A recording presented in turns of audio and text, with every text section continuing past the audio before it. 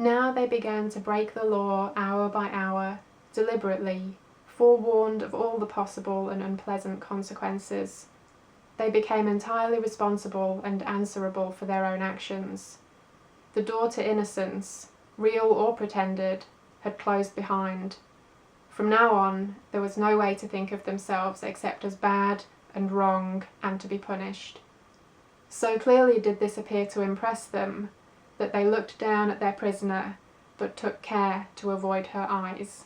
Hello, it's Alex, and welcome to Hey Little Thrifter. Today I'm going to be talking about Let's Go Play at the Adams, or Adamses, I believe both are correct, by Mendal W. This was originally published in 1974. This is about a babysitter who comes to take care of the children of the Addams family while the parents go away on holiday for 2 weeks. The babysitter is 20-year-old Barbara, and the children are 10-year-old Cindy and 13-year-old Bobby. Everything starts off fine. Barbara's doing a good job taking care of the kids are having fun, their local friends come over quite frequently. This is set in a really rural area, so the houses are quite far apart from each other, but they do have some local friends in the area. There is 13-year-old Paul, his older sister, 17-year-old Diane, and there's another teenage boy, John, who is about 16. So there's the 5 children and babysitter Barbara, and one day Barbara wakes up tied to the bed. The children have collectively decided to tie Barbara up, and they are able to do what they want while the parents are away. Sounds like a lot of fun to begin with. But soon the logistics of having to untie her and retie her and bring her food, take her to the bathroom, etc. get boring. The idea of them being alone without adult supervision and be able to do what they want also isn't quite as exciting as they thought it would be. Barbara is mainly kept in one bedroom, either tied to the bed or tied to a chair, and the children take turns watching her, and while they have this alone time with her, they each use that time very differently and in whatever way they want to.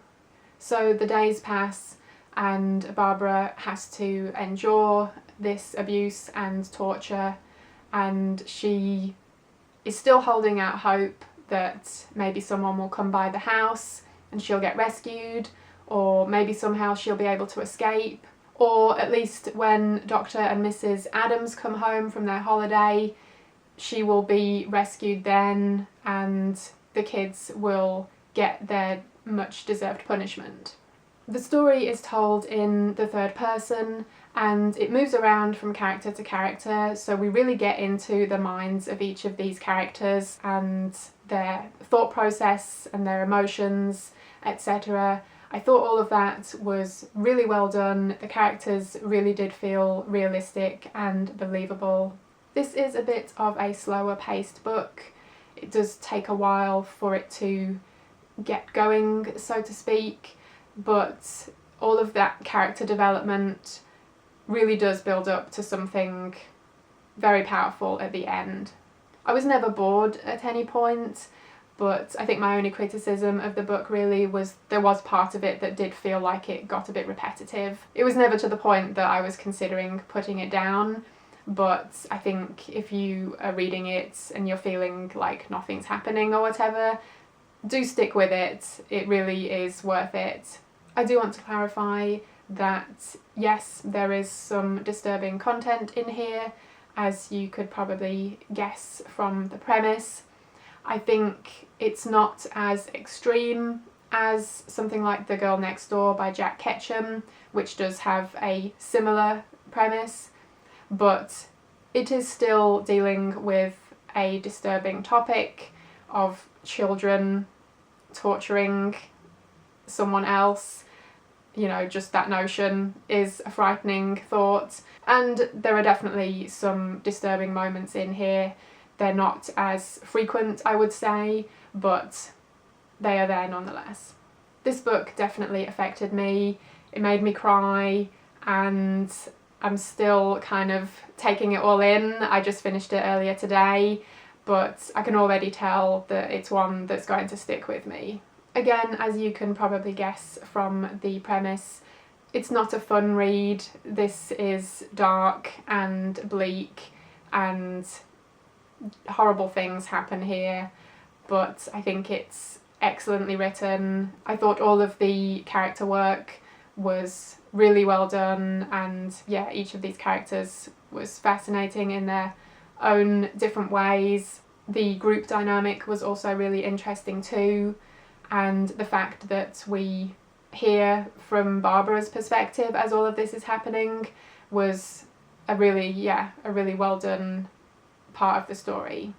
I mentioned The Girl Next Door by Jack Ketchum, and they do have similar storylines, so I did just want to touch on that a little bit because they do get mentioned in conversation together quite a lot, and I think the similarity in content is there, but they're actually very different reads.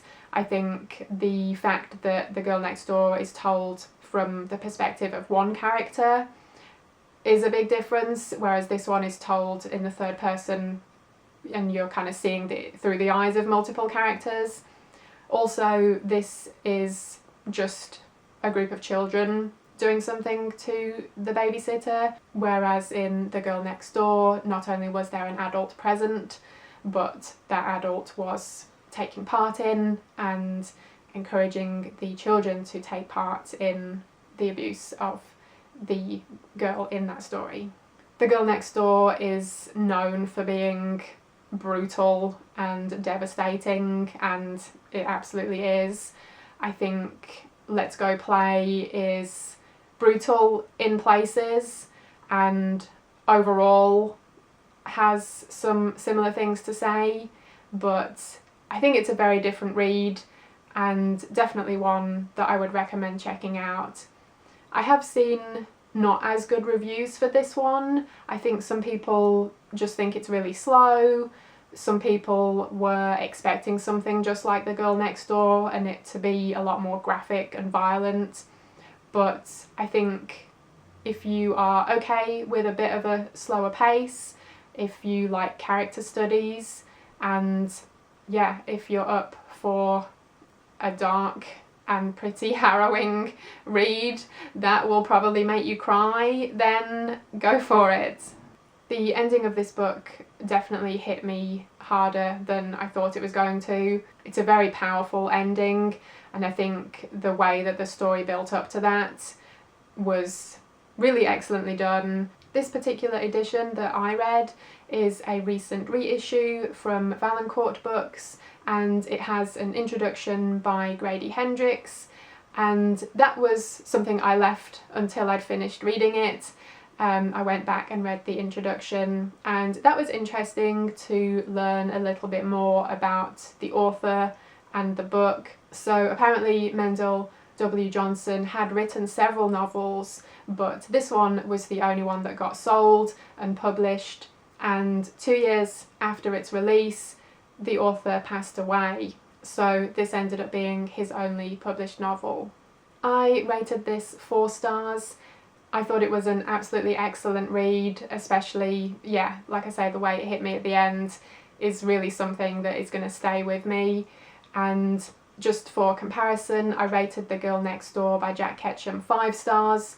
I think that was maybe a bit more of a captivating and compelling read, whereas this one is much more of a slower burn. But yeah, 4 stars is still an excellent read, definitely one that I would recommend checking out. So those were my thoughts on Let's Go Play at the Adams, or Adamses, You Tell Me, by Mendal W. Johnson. Let me know if you've read this one. I would love to hear what you thought, or let me know if you're thinking about picking it up. Thank you ever so much for watching. I hope you enjoyed it, and hopefully I will see you again in my next video.